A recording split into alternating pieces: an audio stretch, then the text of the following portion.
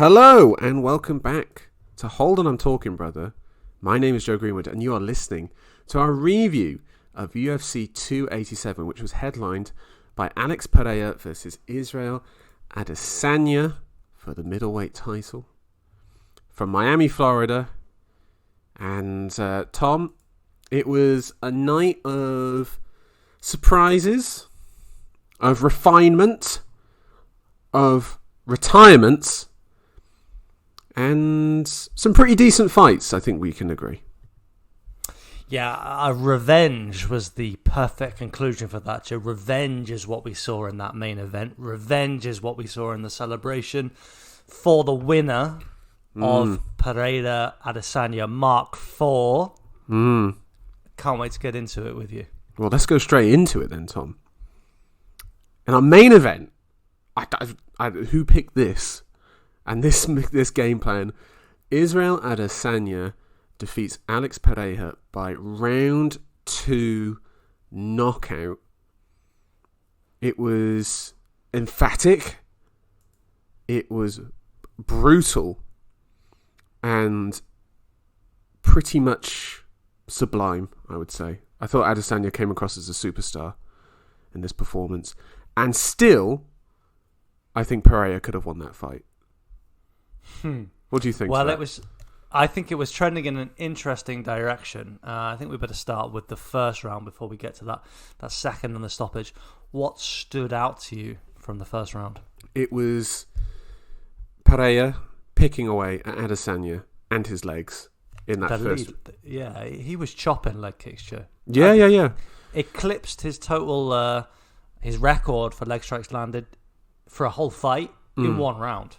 Yeah, and that was clearly part of the plan from the Pereira camp. Yeah, that was a sensible one that we would expect to pay dividends later on in the fight. Yeah, exactly. It's kind of weird actually how it ended up going because of that second round finish. That Pereira obviously had this game plan of taking away the legs to draw Adesanya into punching range, and what he did was the sensible thing. And it was interesting as well because he did that in their first fight.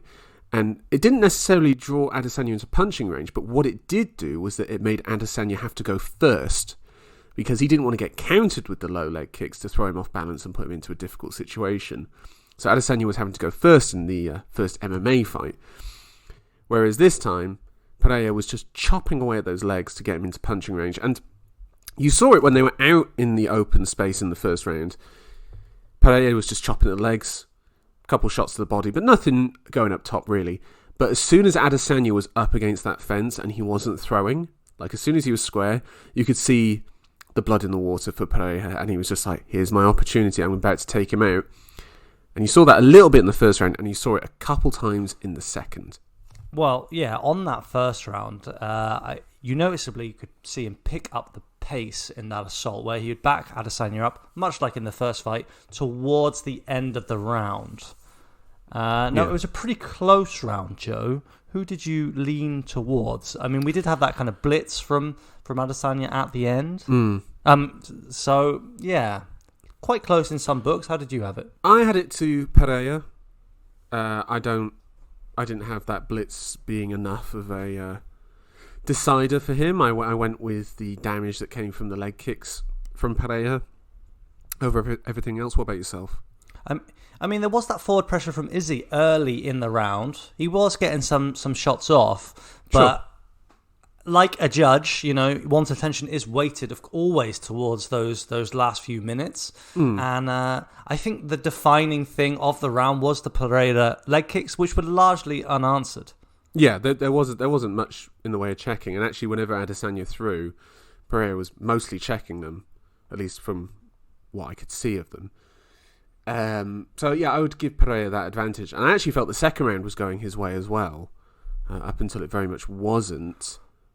Well, I mean, certainly Pereira felt that way because when the finish did come around, he was teeing off, Joe. He was absolutely unloading. We saw the full arse, and we saw the knee. We saw the body work. So he was ripping. Adesanya, of course, turtling up against the cage. Did you feel like Adesanya might be in trouble at that point? I thought the end was coming. Like, I thought the end was coming, and it was, but not the way that I expected. And do you know what was interesting as well was in the corner, Pereira was talking a lot, basically saying, like, I think I've got him. And he was very confident after the first round. I think he almost, like, rushed his game plan. Because I think if he stuck to that game plan and didn't, like, wade in the way that he did in that second round, I think he probably could have finished Adesanya, like, in the third or fourth. Like, if he kept just chopping away at the legs, but he waded in. And, well, Tom, sorry, I interrupted you. Well, just that, Joe. Just that. I mean, we haven't quite got to describing the finish yet, but what we can say before we get there is that Pereira will have some regrets. For sure. He will have some regrets because, as you say, it was working. He was looking great. He was. It was looking great. It was looking better than it was in the first fight. Yeah, but it basically, and Adesanya has said this now, that he declared that he was playing possum, which if he was doing that, then that is incredibly brave. For me, he certainly was. Yes, certainly was. I agree. It was it was a high guard. It was quite intelligent. Yes, he did eat a couple of rips to the body. Didn't look like he was too hurt to me though, Joe, and it really didn't take much when he did open up, when he did break that possum. I believe it was a light tap with the left, followed by a sweeping shot with the right. So Adesanya was up against the fence, flat against the fence, and Pereira came in, throwing the hooks to the body, and then the clinch knee. But the whole time, I watched it a couple times now, and there's a few times where I've watched it where I'm just watching Adesanya, and he's got the high guard up, but the whole time he's looking at Pereira, like his eyes are just fixed on him. He's fixed on the target, and then he threw the high knee. He resets, and then Adesanya throws the left, this sort of like left hook, left straight, and it's not really like a full punch, and he's literally done that to find the range to see where the right hand's going to go, and it comes immediately behind it.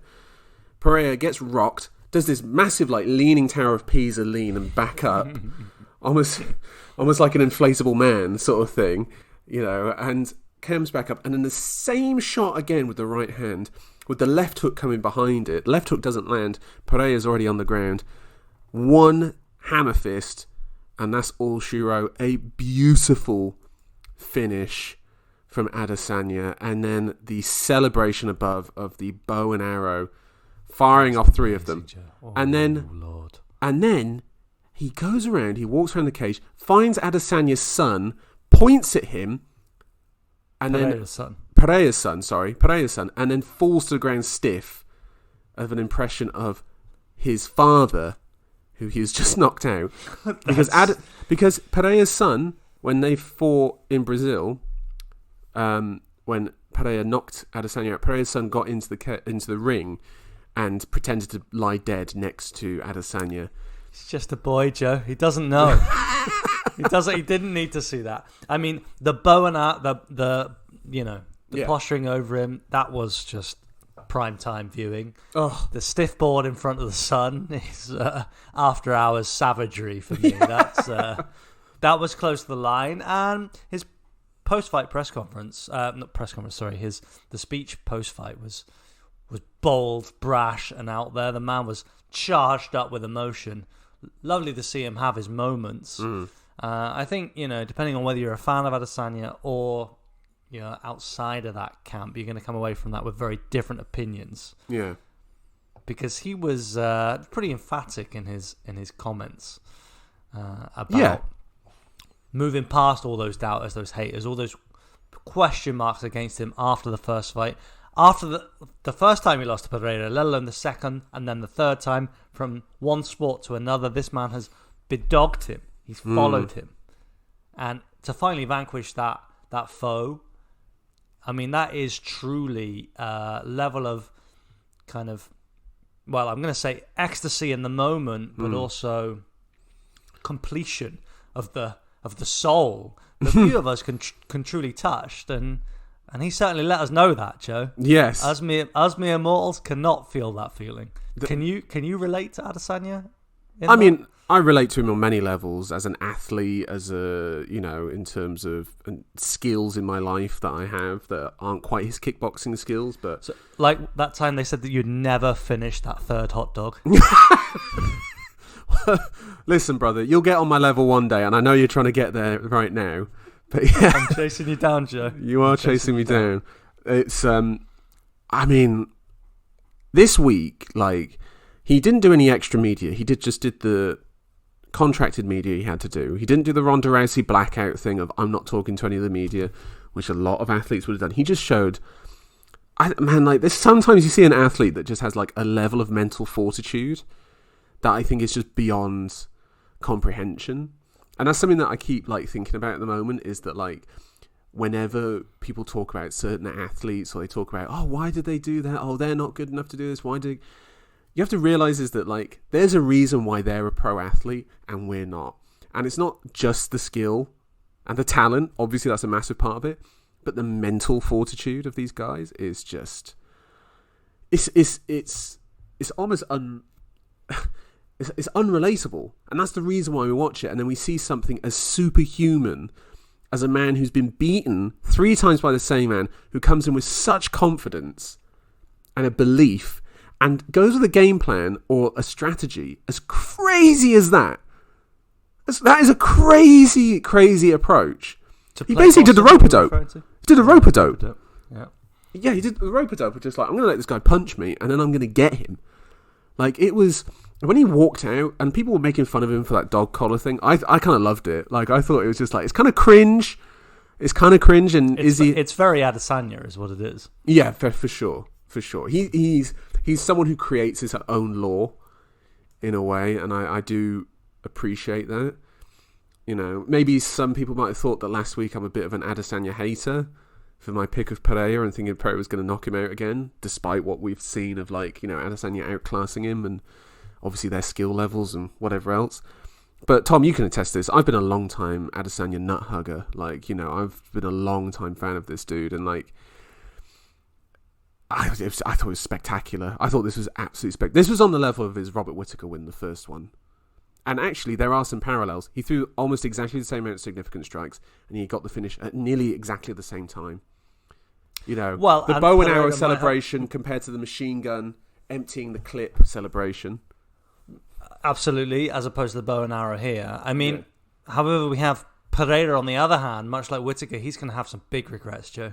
Because when you look at that footage, where it leads up to the finish, where Adesanya, if we engage with his what he's told us about how it came about, Pereira's just unloading. He's not expecting anything coming back, and I just find that incredible.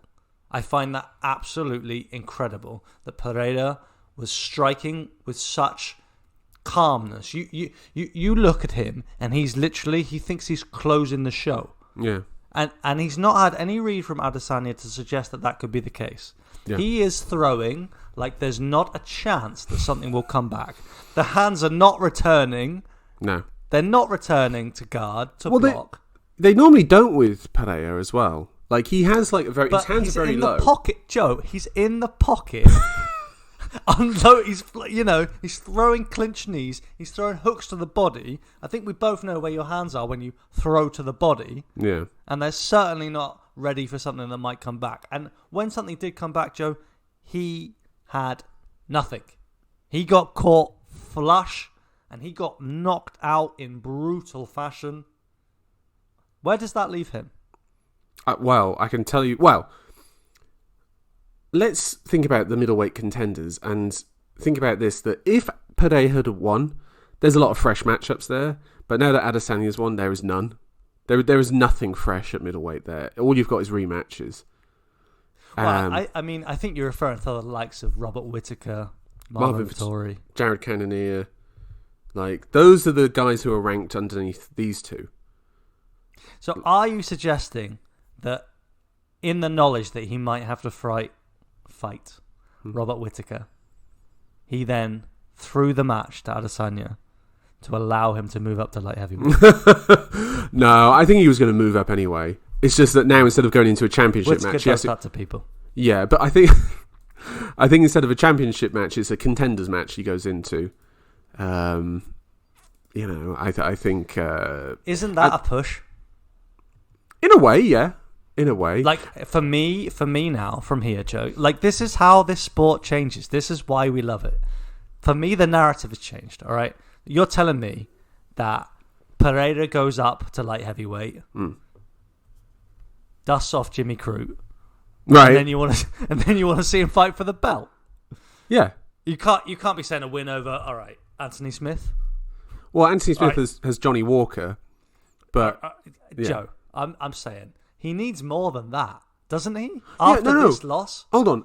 In a sport, yeah, but you got to remember now they've merged with the WWE. Like, this is no longer a sport. That this is sports entertainment. As Vince calls it. You're saying a knockout over Jimmy Crute, yeah, but he's wearing the headdress when he comes in, yeah, for the walkout, yeah, and he really nails that bow and arrow, yeah. Then they'll outright get that lad in there. Yeah, absolutely. Of course they will. I don't think so. I don't think he's attained. I don't think he's attained that place in no, they will though. They will though. He'll go up to light heavyweight. He'll knock someone out. And by the way, there's plenty of people you can knock out up at light heavyweight. I'm looking at you, Johnny Walker. Yeah, yeah. Like that Jamal Hill knockout thing. That's going to look like chump change compared to what Pereira will do to him. Then he'll get a title fight against Jamal Hill or Prohajka. Yeah, 2 guys that will oblige him on the feet. That's a mistake. And then you'll have Adesanya move up then. And the trilogy will be Adesanya then taking Pereira's belt. That's the story right there. That's the narrative. If you're going down the narrative route, that's what it's going to be. Oh, well, I'm all about the narrative, Joe, but I'm going to stand firmly against that. I do not see that coming to pass. What do you see? I really think Pereira is in the weeds a bit now. He is cut loose. He's floating out at sea. Yeah. The man has been knocked out in brutal fashion. Yeah. We already had some question marks. We knew he was early for a title shot.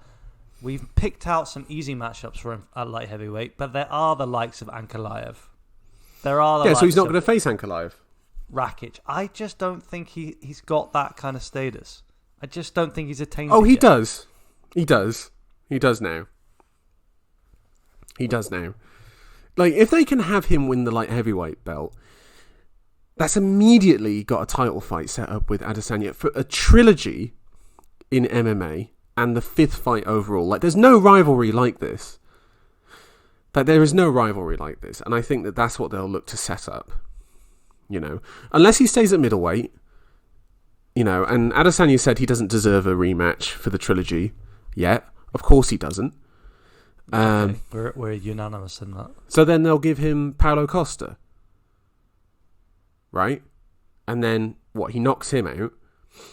And then what?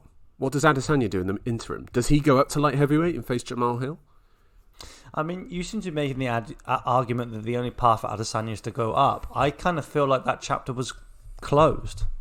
No, I'm not saying permanently. He's been slowly bulking up. He's been slowly bulking up over each camp. He's been adding a little bit more so that when he's going to eventually move up. That's confirmed. He's going to move up. Oh, this is the Joe Greenwood insider tips. Yes. This is the WhatsApp group in New Zealand that you belong to. Listen, it's all sorted. It's all sorted. He's going to move up over time. All right. So before that, then we talked about where Pereira's at. Adesanya next. Who's left for him at middleweight? There's nothing.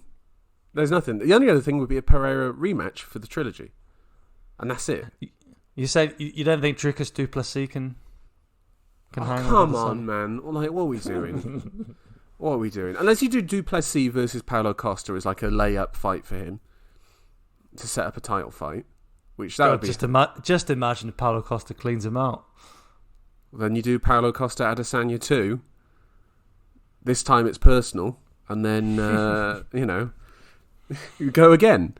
No, there's nothing. Adesanya's in this really weird position of lapping the division that's not filled itself back up again. I mean, it's not a good division. Let's be honest. It's not a good division. It's not a good division. No, I'm with you there. Especially not when we come to some other divisions we'll be talking about later on. I'm going to take the other side of this conversation. I'm going to take an alternative perspective. I think Adesanya's pretty comfortable at middleweight. I think Pereira upset the rhythm, but now we continue as normal. Rack up the record books. Get back to looking at Anderson Silva's kind of legacy, challenging for it at middleweight. He's already accomplished the kind of challenge that he craved, that he sorted, that he was, pursuing in vanquishing Pereira. He wouldn't mind doing that one more time, perhaps, and just keep working through whoever comes up at middleweight. Talking about John Jones at light heavyweight, but without the outside the ring issues. Yeah, I mean, that's the good thing about Adesanya, is that he does fight every 4.5 months. Like he's on a very decent clip. But who do you do? Do you just do Sean Strickland? You just say I mean, Joe, you can pick out any name in that division and it's going to sound hilarious. Now, Sean Strickland obviously sounds hilarious, but no more so than Paulo Costa Adesanya too. We both know that this these checks have been cashed. There's I cannot pick out a name in that division and say I'm intrigued to see how he matches up with Adesanya. I can't. Well, Khamzat Chimaev. Well, I don't see him now in the rankings, but yeah, that's certainly one to watch out for. So if they do Chimaev Costa, and he just blitzes him, it's enough.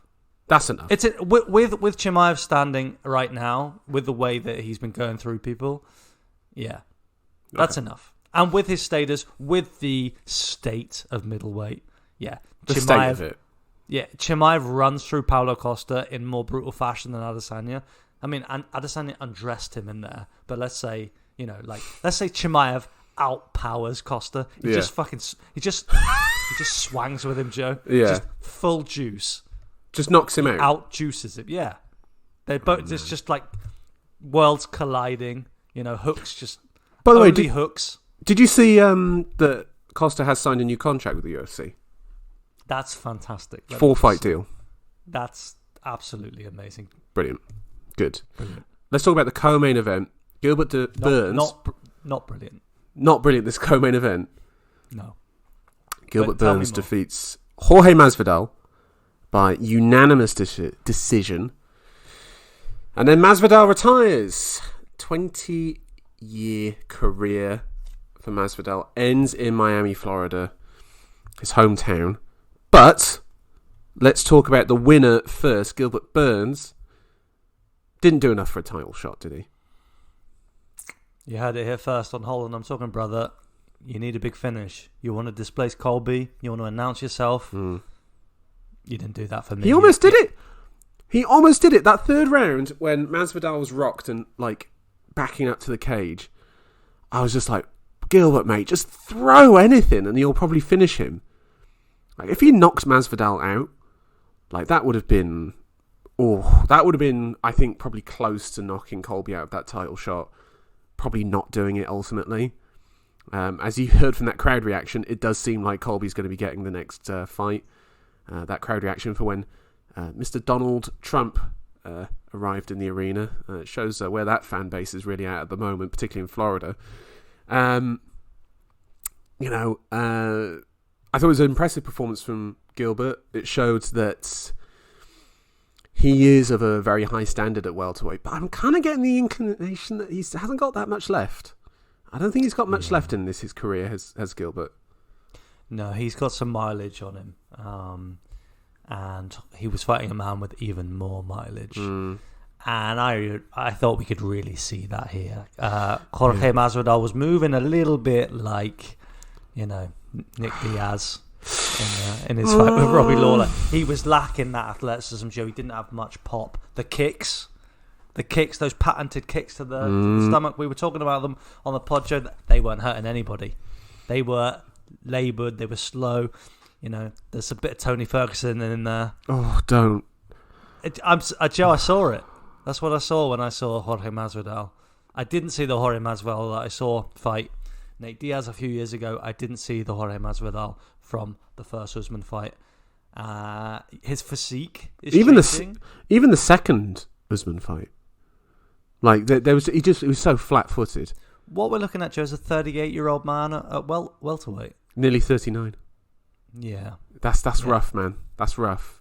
Yeah, and given all that, he gave a pretty good account of himself, and that really means you have to hold the mirror up to Gilbert Burns, who, as you say, likewise, suddenly didn't look like the all-coming kind of powerful conqueror. Yeah, and he's always had that edge to him because he's a he's a powerful guy. He originally, of course, came from lightweight, but he really bulked up, and that was kind of Gilbert Burns Mark II. I think we might be starting to see Gilbert Burns Mark III. It's the shoulders that always got me about Burns. Like he's got such like a powerful hunched style. Like when he throws like his big punches, like his big hooks, and his big straights. Like it comes from like this like springy like stance as well. And it's just there was just something that was slightly missing. He was a bit tentative. I think he was just like, I'm just going to get the win at this stage. I'm not going to be able to finish him.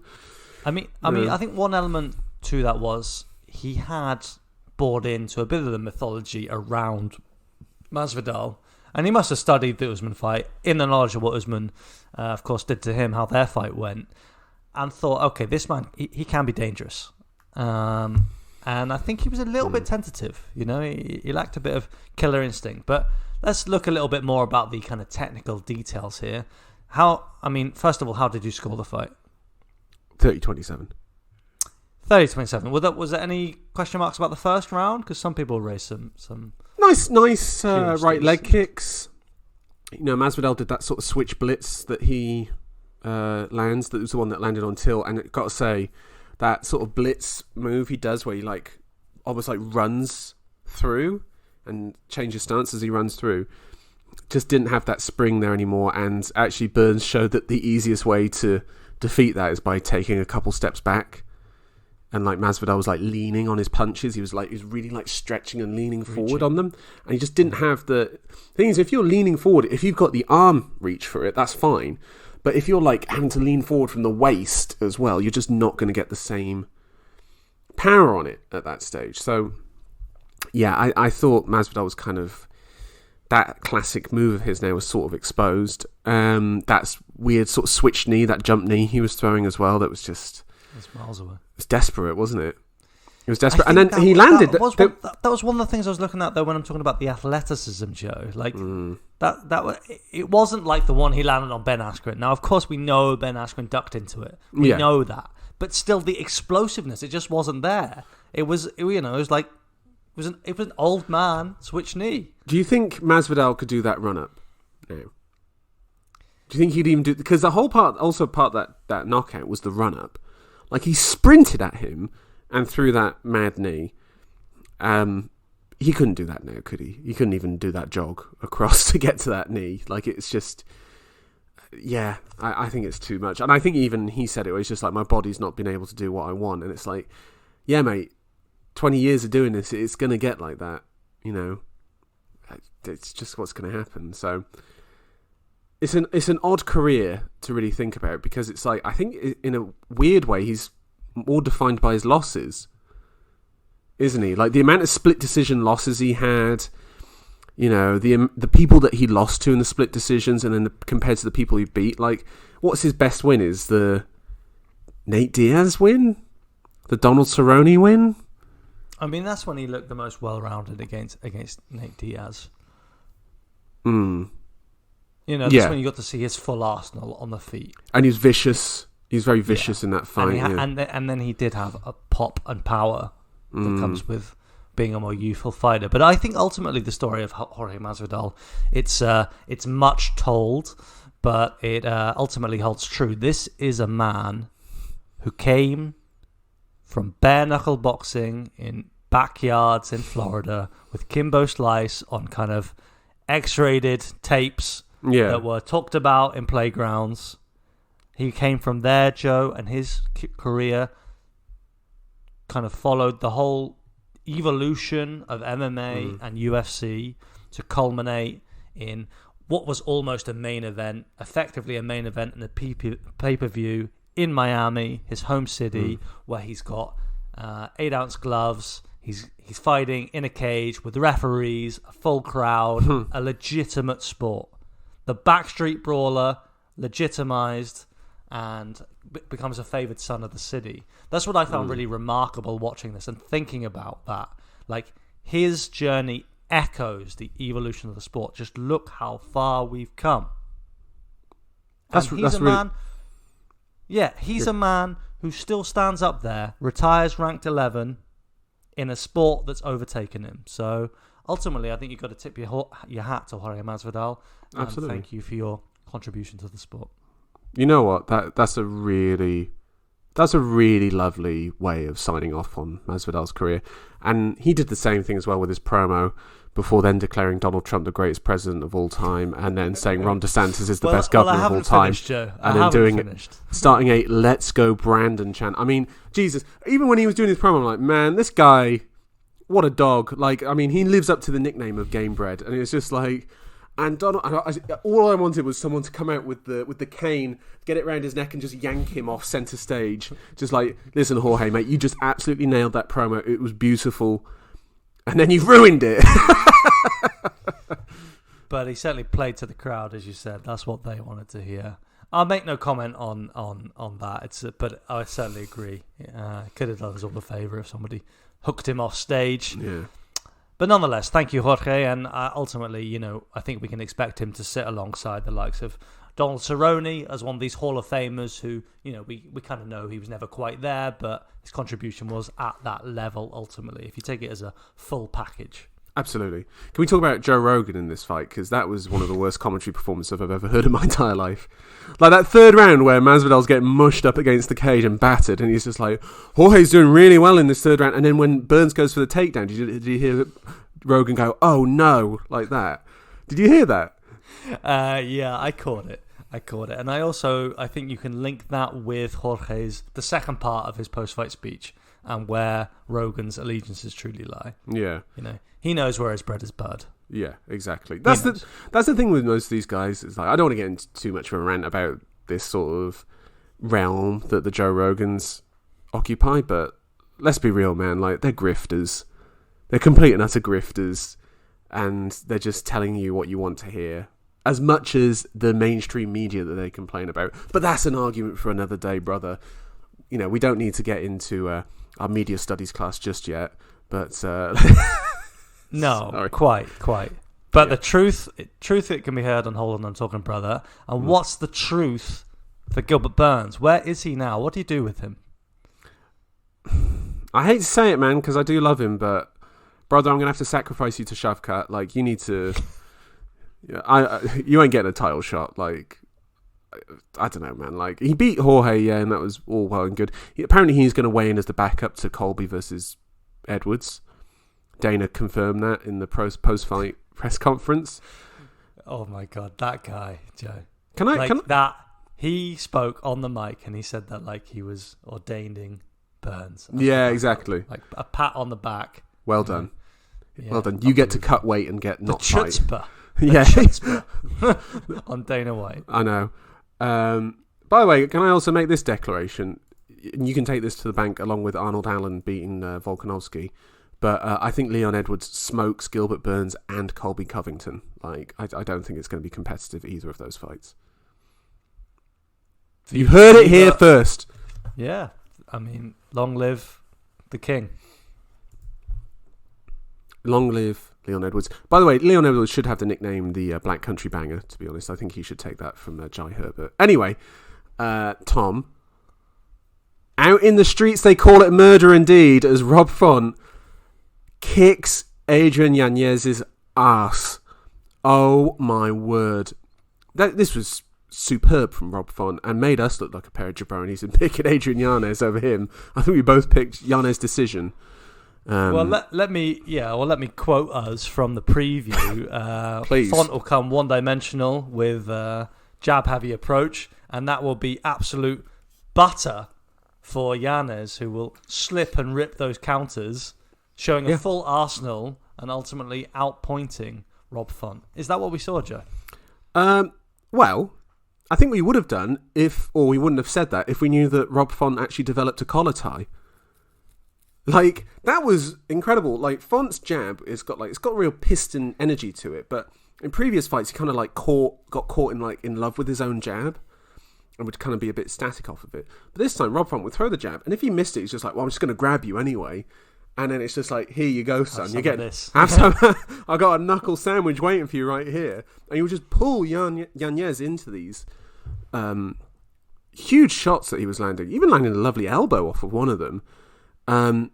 Lovely little wrinkle from Rob Font there. Remembering also that one of the key elements of MMA in striking, clinching, grappling is the grip.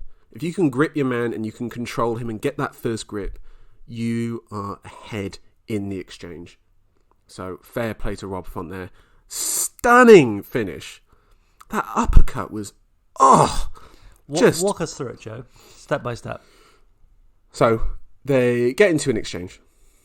Rob Font throws the jab. Yanez tries to come over the top of it, but Font grabs him, basically shields him from that. And you can see Yanez is thinking like, I've got him. Hold on, let me stop you. Are we denigrating Yanez here? Is this deliberate? This Yanez? No. You're changing his name. You're No. wiping him from the book. Okay. No. Yanez, right? Yanez is how you're supposed to say it. He's missing the NA though. It doesn't have the. Apparently, this is how you're supposed to say it. Luke Thomas has confirmed it. He's even interviewed him, and at the beginning, and Yanez has said it. Apologies. Please continue. So Yanez. He's thinking, quids in, brother. This left mitt's coming your way.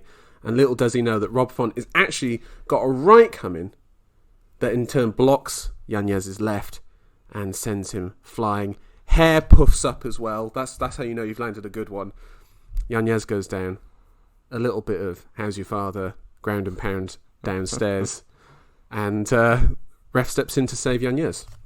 And it was saving that was necessary because Yanez, I can confirm, I've just checked his Instagram handle here. Yanez was in a world of trouble, needed that fight stopping because he wasn't behaving intelligently, not just when he was flat out on his back, knocked out, ready for the ref to stop the fight, but actually from the first blow. All right, initially there was the one time he cycled out, he found an exit to the side, he cycled out, but he was ready to bang. Again, he was set. He was inviting Font on. And it clearly wasn't composed. No. Clearly was lacking for reaction times, as one is, having been concussed with severe blow.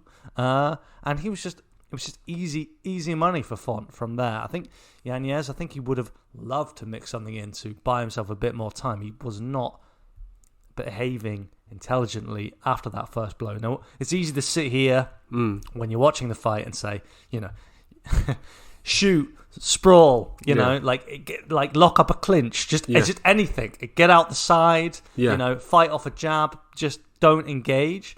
But I really feel like it's even worse than that because Yanez, he was just there to be hit. He was ready for the next exchange as if nothing had changed, and clearly it has because he had been rocked, Joe. He really had. I was very impressed with Font because it's like this. Often been an issue I found with Font is that his power shots are coming from so far away because it is all based off of the jab. Like all of his power shots come off of the jab, but like if you're getting into the collar tie and you're getting power shots from there and you're pulling someone into it and they can't get away, it essentially gives you something to line up as well. I was very, very impressed with Font here, who has vanquished a young contender here. Not for good. Yanez is still young, 29 years old. Plenty of time for him to sort this out. Plenty of time to come back round. He slips to 16-4. Like, that's nothing. Joe, 16-4. I'm sorry, that puts you outside the rankings in our bantamweight division right now. Like, we got some killers coming through. Now, Hold on, first loss in the UFC. That's his first loss in the UFC. Yeah, of course. And I understand where you're coming from. I'm just saying, Joe, there's people out there without that loss. There's blood coming through. I think it's a setback. I think it's a big setback. This was his first taste of the established top 10. And he fell short in pretty spectacular fashion. He's going to be knocked down the rankings. And, realistically, how soon could he be back in the top 5? I'm saying if he puts it all together. You're talking about planning out to 2024, 2025, because that's how hot the division is right now. But that's fine. That'd almost be perfect timing. 31 years old, 32 years old. That'd be, peaking time in terms of, your skills and your mentals lining up as a fighter. So, would that be in time for a Rob Font rematch? This time Rob Font has the belt? Well, come on. I like Rob Font, but man, I don't. Let's be reasonable here. Well, actually, Rob Font. I mean, who's ahead of him?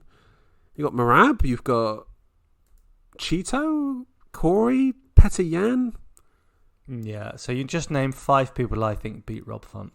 So I think probably, the winner of Song Yadong versus Ricky Simone? I would fancy Ricky Simone in that fight. Song Yadong, Rob Font sounds like a fun matchup. Yeah. I think Font needs another one before you can have a top contender guy. Do you know what I mean? Well, Joe, Rob Font is 35 years old, 36 in June. Tough. That's bantamweight. That's the timing that he's. These are some hard yards right here. What about this?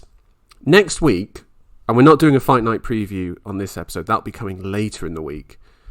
But next week, you have Pedro Munoz versus Chris Gutierrez. How about the winner of that matchup for Rob Font? That sounds appropriate, yeah. But unfortunately, from Rob's point of view, that does nothing more from him than this Yanez fight. He's just fighting another guy. I'm assuming that Gutierrez wins, by the way, in this speech. Another guy who's on a hot streak, who's going to challenge the top 10. Yeah. Munoz would be, if he got a win there, that'd be the kind of fight that Ford would want. Someone who's got a bit of a profile to him now in the UFC, but Gutierrez, that's just another Adrian Yanez. Fair enough. Adrian Yanez by another name, another Jorge Masvidal looking fella. Fair enough. Yeah. Right. Now, go on. Well, I was going to move us on now to a fight we both predicted. It's a knockout win for Kevin, your boy, Holland, over the eye poker. What? Are you taking Eric Anders' nickname for Kevin Holland? Because I'm down with that. Eric Anders, who were you? Who are you? Exactly. Who will you be? No one. It's all about Kevin Holland right now. All right. What a performance! He beat the eye poker, as he's known here in this part of the world. Santiago Ponzinibbio. We called it here, Joe. Anything that surprised you? Anything we didn't give in our preview? Actually, how washed Ponzinibbio is. I think he's not washed in terms of skills, but I think his chin is very susceptible now, considering that he got dropped off of holding Holland's leg and Holland landing a back fist. Crazy. That was crazy. That was in the first round. That was at the end of the first round, yeah. But I thought Ponzinibbio was throwing nice combinations, but Holland's defense was really good. He's got that really nice rolling high hand guard. Yes. And just he's basically asking you, come down the middle, and then I can slip you and then come over the top. Because, as we said before, Kevin Holland's reach is 81 inches. 81 inches compared to Ponzinibbio's 73. So Ponzinibbio should be throwing straight shots because, obviously, if you go with a hook, your reach gets even shorter. He can't, though. He doesn't have the physical capabilities. His arms are moulded for hooks, Joe. They're locked in place. He enters the ring with bent arms, and he continues to throw them like that. Fair stoppage? Fair stoppage, no question. Yeah, Face as down. they said in the commentary team, one of the commentary things the commentary team got right is that if at any point you go face forwards into the mat and plant your face off of the mat, the fight is over for you. Yeah. Unless somebody's kind of taken your back and locked your arms up, and it's just an unfortunate contact you have with the mat. Outside of some outrageous circumstance, face to mat with no arms to block it, you're done, son. Fair stoppage. Now, it's interesting you said that you were surprised by how washed Ponzinibbio was. I was actually surprised about how unwashed he was, as in that I kind of thought it'd be more comprehensive. It kind of bubbled away. I thought an opening would emerge for Holland sooner than it did. I think Holland just wasn't rushing. He was just waiting. He was just biding his time. Well, and I'm not saying Ponzinibbio is washed in terms of his physicality. I just think his chin is it's gone. And also Ponzinibbio was cautious, unusually cautious. He wasn't wading into the pocket and spamming hooks. Not a la Alex Morono in the last fight. I expected that to emerge more. I thought those openings would grow as the fight went on. But ultimately, it took all the way to the third round. And the finish kind of surprised me when it did come. I was, at that point, looking towards a decision. Holland quite comfortable. Ponzinibbio not unwilling to take those risks. But, can you just tell us how the finish did come about? Sure. came about with Ponzinibbio sort of circling away from Holland and Holland sort of chasing him down. It was off of a Ponzinibbio caught a kick of Holland's, and Holland's foot came down, and Ponzinibbio went to circle away to reset, and Holland basically like chased him around, and he's been catching him at the end of his punches, and he had this sort of like long looping left hand that came around and caught Ponzinibbio on the chin and then dropped him face down, as Ponzinibbio was circling to his left as well, so he was moving away from the power hand, or the left hand, which again shows that maybe his chin is... he donated it to the Miguel Baeza fight, probably a bit too much, did Pons. And bless him for it, like, you know, bless him for doing that. But, blood for the blood god. Yeah, exactly. He's... yeah, I think it's fair to say that he probably should be looking at maybe one more fight, and then maybe hanging up the gloves a bit. I don't know, like... Am I being unfair here? Like, I think that's a fair thing to say for Ponzinibbio. Rematch with Gunnar Nelson, you know. Yeah. What can I say? I mean, the man is game, as you say. He's not got that old man kind of angular movement to him just yet. He's not plodding now. No, he's not. He's not plodding. No. The man obviously took a lot of time out with the health scares that he had. You could argue maybe that's less damage, you know, that he took fighting. I'm not sure about that. Sounds a bit like bro science, but I don't know. I'm not quite on the train that the man must be cut and he's some affront to the sport because he got finished by a very slick Kevin Holland.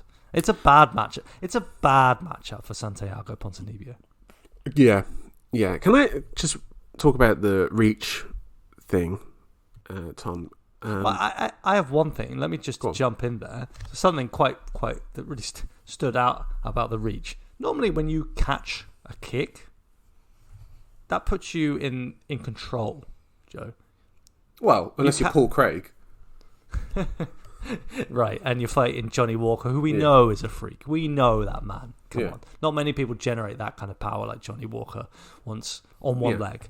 But normally, you catch somebody's leg and you have options. Okay, you can sweep, right? Tree the top. other leg, tree top them. Yeah, so tree top to unbalance them, land on top, or sweep the other leg to take them down, or you can work some offense. You can kind of push them back to the cage for a clinch. Yeah. Now, for Ponzinibbio here, it was a disadvantage.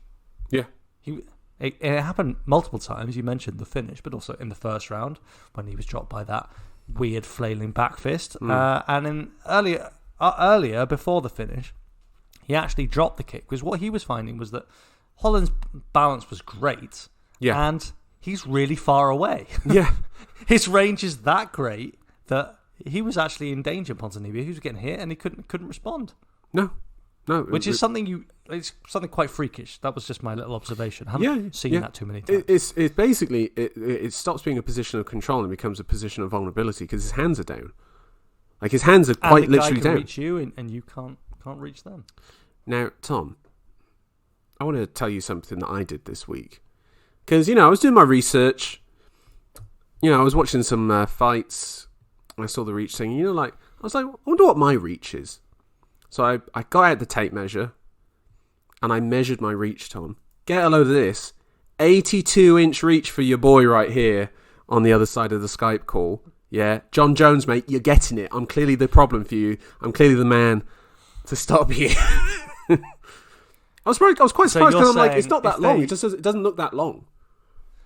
But wait, we're talking about the UFC opening a superweight division. Heavyweight max. I can heavyweight plus. It's just me and Chris Barnett and Justin Taffer. Plus sized. BBW division. Yeah, exactly. It's yeah. It's I don't know. Anyway, listeners, if you want to measure your reach, get the tape measure out. You'll have to go past the 4th inch for the first time, and then you measure it from one fingertip around your shoulders down to the other one. It's quite interesting. Right now, Tom, let's move on. Now, actually, before we talk about this other fight, there was an announcement that Robbie Lawler versus Rory McDonald 2 has been inducted into the Hall of Fame. I mean, what are your memories of that fight, Tom? I mean, we didn't hear Rory McDonald's memories of that fight because we probably doesn't have any left. And sorry, that was a little bit dark, but yes, ultimately, I'm sure the Lord will remind him at some stage. But yeah, go on. Yeah, the Lord speaks to us in mysterious ways, so who knows on that front. Joe, it's iconic, that fight. Absolutely iconic. Yeah. And the standout memory. Well, first you've got them, as was highlighted, I have to say, in the footage, meeting in the middle after the 4th round. Yeah. Bloodied, messy. Yeah. And just looking deep into each other's souls. By the way, a real, so you want to be an Ultimate Fighter moment. Truly. Yeah. Truly. Yeah, really amazing. This is what it takes. Yeah. Are you ready to put that on the line? I'm not, Joe. Let me just make that clear. Yeah. But they certainly were. And then Robbie Lawler gets it done. McDonald folds, can't take it anymore. And Lawler is kind of wiling out. He's on the mic, shouting, and his lip is just flapping open with at least an inch incision. My God, but he seemed totally unfazed, and that was true hardcore fighters only stuff.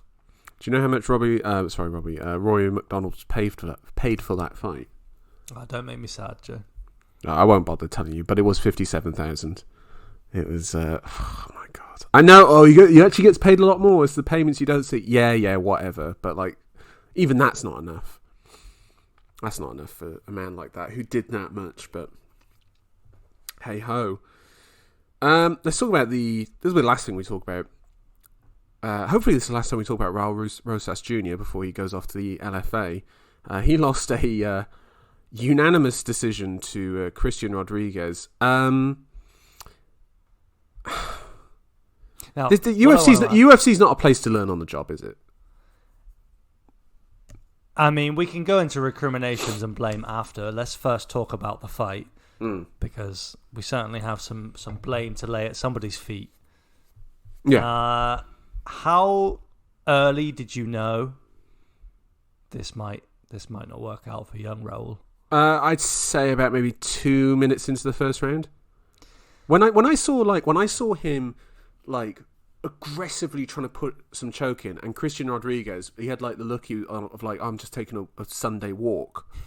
Like, he had a level of calmness of just like, I've been in this position, I know what I'm doing, and just fighting the hands. And when Rosas Jr., he had like a sort of choke, face crank, getting close-ish to being in, and Rodriguez just like, I'll just take that hand and I'm just going to pull it away, and then that choke is not there, and then release a bit of pressure, and and then I'm just like, okay, and then I'm going to move here, and then it was just, we have to remember, of course, Rosas Jr., he had the full body lock. He had really burnt his legs out, in a bad way, trying to get that finish, which would never really look that close. No, Joe, for me, start of the fight, you run and shoot. Kind of, okay, you might surprise someone. You might. But if you don't set up your shot, I wonder. Then I'm watching very closely on your next shot. Now, ultimately, we did have to really wait for a full shot. I mean, for a takedown. We had to wait for the second round for that. And, we saw the same again, Joe. We saw just naked shots in the middle of the cage against an elite... or a professional MMA fighter, not someone they just hired off the street. Bless your man who was matched up with Raul last time. It was a bad look for Raul Rosas Jr. He looked so one-dimensional. Yeah. He absolutely gassed, completely lost any sense of pacing. Without landing the takedown, he was exposed on the feet. Yeah. I thought he looked terrible, Joe. Yeah, and the whole argument of he looks all right for an 18-year-old, that doesn't wash. Did he look all right? Did he look? To me, he looked like he was outpowered. Definitely a skill mismatch. Yeah. On the feet as well. On the feet, like let's talk about the striking. Rosas Jr.'s striking is terrible. Like, it is terrible, and the thing is that we shouldn't be seeing it. He should be off fighting on the regional scene in a decent regional promotion, and I've got to be honest, I think with guys like him, he should not be in the UFC until he's had a 5-round fight for some organisation somewhere, because it's like it's another level, you know. And if your first 5-round fight is in the UFC, you know, in terms of like training camps, everything, it's like, I just don't. This is not a place to learn. This is not a place. You have to come in with something, and he was very lacking. This is where we've got to really start to lay some blame. Now, are you going to blame the 18-year-old who wants to be a fighter? No, of course not. Who wants to be a star, who's afforded that opportunity? Who said he wants to fight a ranked opponent in his next fight and wants to be a champion before he's 20? Like, all right, he's a young man. He's excited. He's in the big show. He's made it a ridiculous. He's beaten everyone who's been put in front of him. Yeah. I don't blame him. He's being told he could be great. Yeah, I don't blame him. I partly blame the promotion, because they know they're not the right promotion for this sort of guy. You know what a good promotion is for him? It'd be LFA, and if you're talking about a major one, it'd be Bellator. Bellator have guys like this who are making their pro debuts, including someone like AJ McKee. He had his pro debut in Bellator, and then 17 fights later, he won the title. They give him appropriate matchup every time. They dip into the regional scene to find the right guy so that he can fight on the prelims, because they know they know he's talented. So is it the matchmaking? No, because this is their matchmaking. Like, this is what they do. Like, Sage Northcutt had the same issue. Paige Van Sant had the same issue. You know, this is how they matchmake. They're like, okay, here's an easy fight. Okay, you won that. Okay, here's a less easy fight. Can you deal with that? He's going to have to hit the wall at some stage, and taking a loss is not the end of the world. It's just the manner of the loss is a level of... I mean, it should not be on a pay-per-view. Like a pay-per-view main card, that level of fight, no, that should be early prelims. And, you know, it's like, oh, did you see that fight on the early prelims? Nah, I got a unanimous decision. I'm not that bothered. Like, that's a fight that I don't even see. I also have to really question his corner. Like, why is his dad and mum in the corner? And why is his dad saying, just gotta want it. You just gotta have to fight. You're gonna have to get deep and dig deep. It's just like, no technical advice. If that's your coach and that's your corner, you ain't making it. And I've heard stories about this guy where it's like, Aljamain Sterling's grappling with this guy, and Sterling's going in and he's just like, oh, he's warming up, and Rosas Jr.'s going at 100%, and Rosas Jr.'s like, I got the better of him, and Rosas Jr. is talking a bit of crap, and Aljamain Sterling's laughing, and then he looks, and he sees the dad filming it, and you're just like, what? Like, nah. If he's in the UFC, he's got a little bit of money now, he got a bonus last time, do the thing that Arnold Allen did when he got his first bonuses. He invested. He went to TriStar. He trained with Firas Zahabi. He stretched himself. Okay? But he also wasn't put on a main card, on a pay-per-view, in his second fight in the UFC. What's the appeal? Because he's 18.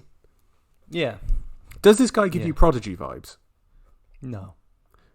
No, but it's easy to say that now. No, even before. No, of course not. I didn't get it, Joe. Of course I didn't get it. But, you know, people started to buy into it. You can't deny he was getting a response. There was a market out there for him. Listen, you know, people knew his name. When John Jones first fought in the UFC, you could kind of see it. There was just something about him. There was something there. When BJ Penn fought for the first time, or he was coming through. When Khamzat Chimaev. I mean, you know, Chimaev was a bit older, but like still. Or even if you want to go back to the 90s, when Vitor Belfort fought for the first time. Like, you could see it. With Rosas Jr., I see a solid fighter who's clearly leans towards the wrestling and the grappling, who is underdeveloped and should not be in the UFC. Yeah, you called it. But most of all, he shouldn't be on a main card. Ahead of Kelvin Gastelum versus Chris Curtis, which was a tremendous fight on the prelims. Yeah, let's cheer ourselves up a bit. Hell of a fight. Any question marks about how it was scored, first of all? No, it was 29-28 Gastelum. If anything, I could see a 30-27 Gastelum. I thought Curtis... Oh, so the third round, Joe, you kind of were thinking Kelvin Gastelum might have taken that. Yeah. I thought Curtis... I think it was more just like the quality of Gastelum's striking, but obviously I think Curtis's volume upped. I think this is just going to be the continuing issue of Chris Curtis is single shots, not enough volume. Rounds can get taken away from him from competent, good strikers. And I think if you're a wrestler, grappler heavy, I think Curtis can squash your takedowns. But I think if you're a well-rounded striker, I think he can sort of fall into your rhythm. And he did with Gastelum. And I thought Gastelum as well, like, man, those low leg kicks were lovely, man. Like, and I thought his boxing was really sharp as well in those first 2 rounds. And that was a really good performance from Kelvin Gastelum. I was really impressed. First 2 rounds, at least. Yeah, the first 2 rounds. So I don't quite agree. I felt like round 3 was clearly a Chris Curtis round. And if there were to be a round 4 and 5, if Gastelum had gone out at that same pace, I would fancy Curtis to pull ahead. Yeah, that's fair. Yeah, he was really coming on to Gastelum, and he was starting to hurt him. Now we know... Nice body shots. Nice, but I mean, he was working that body. We know it's a big target, but nonetheless, he was finding it, Joe. Yeah.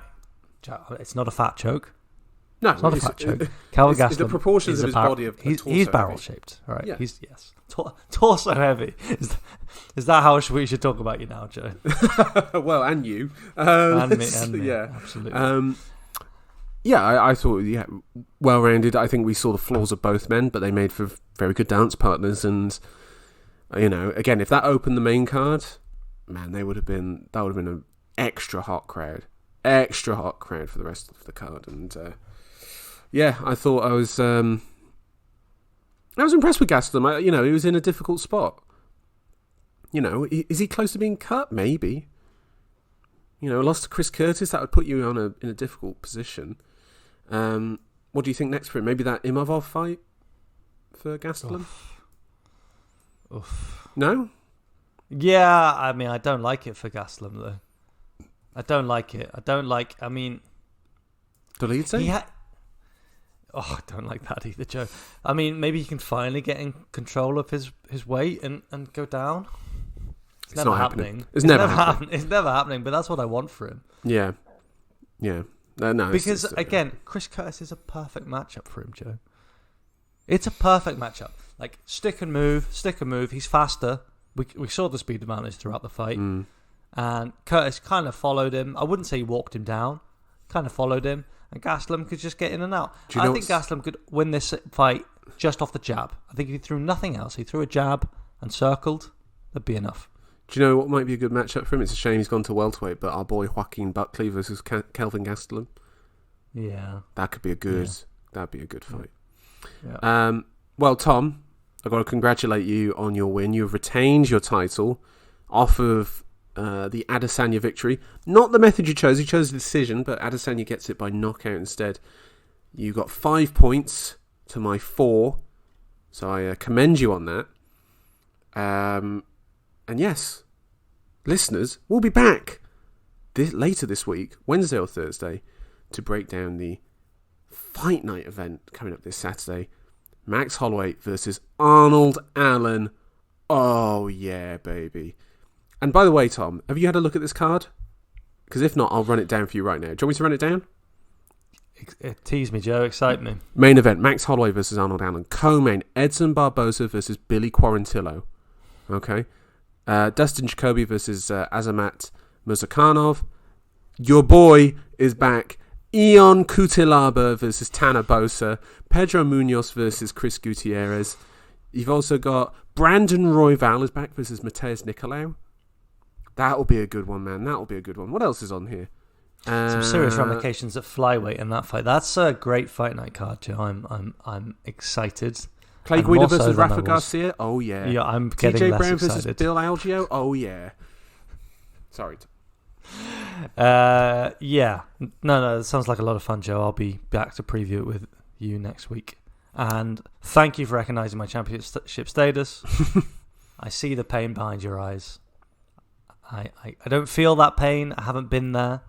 But you'll find your way back to the light. Yeah. Next month when we have UFC 288 headlined by Aljamain Sterling versus Henry Cejudo. Has it been 4 months, Joe? 4 months of this champ now? 2. 2. Yeah. Because the Jones fight won it for you. So not even a month, actually. You've had it for a month. You've had it for a month. Yeah, actually, pipe down. Fucking 4 months. 4 weeks. Aljamain Sterling, Henry Cejudo. That's the next pay-per-view main event. Co-main event of Beneil Dariush versus Charles Oliveira. Listeners will be back on Wednesday or Thursday. You can contact us at holdonbrothers69@gmail.com. Like, subscribe, leave a comment. If you're from the country of Kazakhstan, particularly leave a comment. Shout out to our boy. Shout out to your boy, Shavkat Rakhmonov. Shout out to that Kazakh flyweight that I saw the UFC sign the other day, who looks tasty as well. Future champ. Future champ indeed. And listeners will be back soon. See you then. Good night. Goodbye. Have a lovely day. Bye, everybody.